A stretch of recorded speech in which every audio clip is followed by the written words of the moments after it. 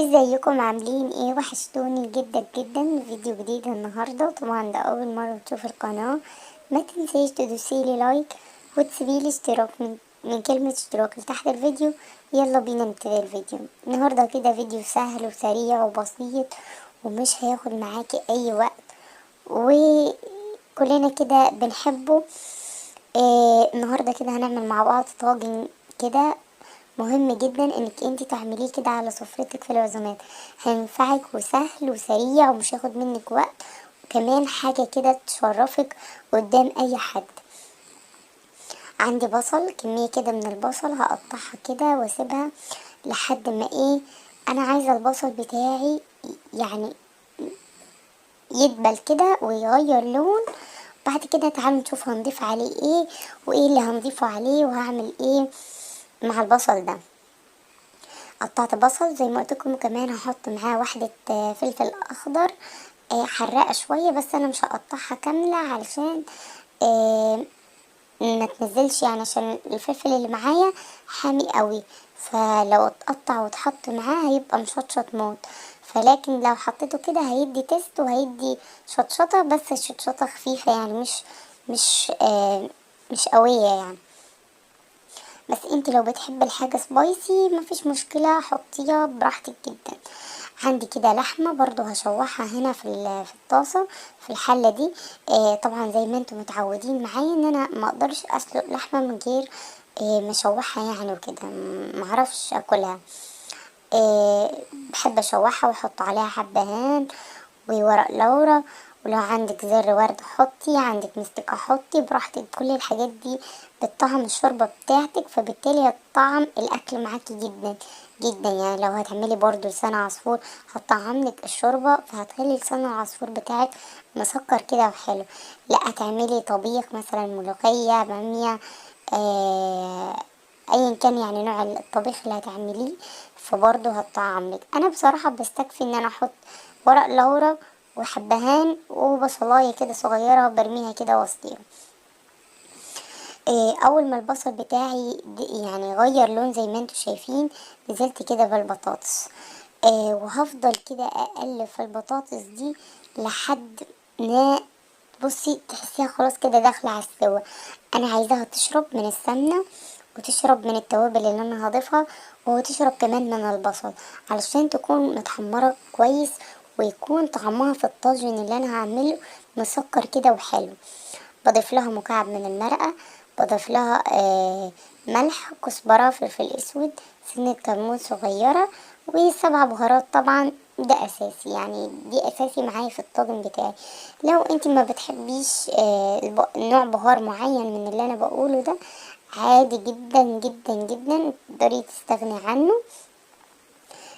مش هيحصل حاجة، وضيفي البهارات اللي تحبيها. بس انا بصراحة بالنسبة لي الاساسي فيها الفلفل الاسود والسبع بهارات دول لا غنى عنهم. بحبهم جدا جدا في الاكل. وطبعا المرقة انا بستخدم مرقة فاين فودز، حلوة جدا جدا جدا. بالنسبة لي نوع مرقة مريح وكمان مريحني وحلو.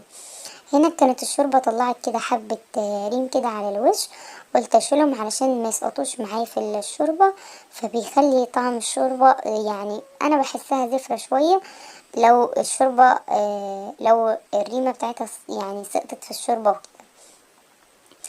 بس بعد كده ضفت الطماطم بتاعتي واسيبها كده تتسبك وتعيش حياتها كده على نار هادية. تعالوا اوريكم انا عملت ايه. عملت كيس ملوخية خضراء، حطيت انا غليت شوربة وسقطت فيها الكيس وسبتها، يا دوب كانت لسه برضو ما فكتش 10/10، فبسيبها تفك. هعمل برضو التقلية بتاعتها. يعني انا مرضتش اصورها معاكم عشان انا عملت معاكم الملوخية اكتر من مرة. بصوا شكل الطاجن، حطيتهم كده في طاجن فخار. طبعا حطيت اللحمة على الوش عشان تتحمر معايا في الفرن، وبتدي طعم وريحة ما اقولكوش، بتكون تحفة جدا جدا، وبتاخد من ريحة الفخار، فبتحسسك كده باكل كده ما اقولكوش. بيكون تحفة. حطيت كده الطاجن انا على النار، سبته كده يعيش حياته، وهعمل معاكم التقلية بتاعة الملوخية. حبيت بس اشارك معاكم كده المقطع ده. انا بحب جدا اعمل تقلية بزبدة او سمنة، يعني بتكون حلوة، بس انا بحب الزبدة الصفرة جدا جدا جدا في الرز وفي التقلية بتاعة الطبيخ. بحسها بتكون مميزة وحلوة كده، وبيكون لها تيست وطعم كده مختلف. معرفش انتوا زيي ولا لا، اللي زيي يكتبلي في الكومنتات يعني وكده. بس بعد كده جبت الهون العظمة بتاعي ده وحطيت بعد كده بدأت كده انزل كده التومة بتاعتي، كنت ادقها كده في الهون. بحب جدا التقلية بتاعت الهون يعني، بس ده هون يعني هو هون بلاستيك، مش ألمونيوم ولا ستانلس ولا اي حاجة. هون بلاستيك.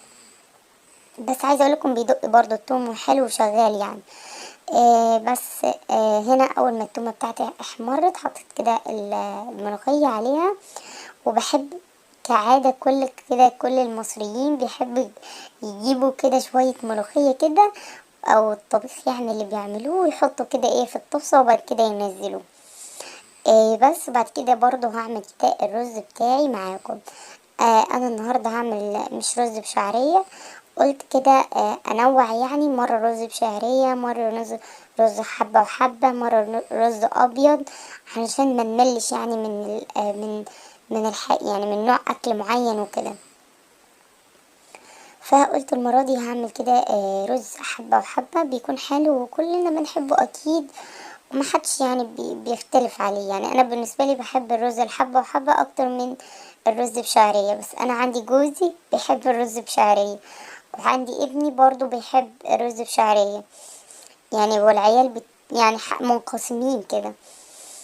بس فقلت كده ايه احمر كده الرز، كنت غسلاه كويس طبعا وبسيبه ينشف شويه، وبعد كده ايه محمره زي ما انتم شايفين كده. اول ما اتحمر معايا قلبته كده، وبعد كده بفضل اقلب فيه شويه علشان لحد ما الرزه التانية كمان اللي انا ضفتها بعدين تغير كده لونها وتبيض اكتر، وتتغلف كده ايه بالزيت بتاعي علشان ما يكونش معجن ويكون مفلفل.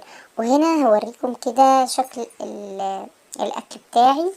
زي ما انتم شايفين كده، بصوا الملوخية تحفة والرز خطير بجد ومفلفل، وده شكل الطاجن بتاعي. عايزة اقول لكم بجد كان خطير جدا وتحفة.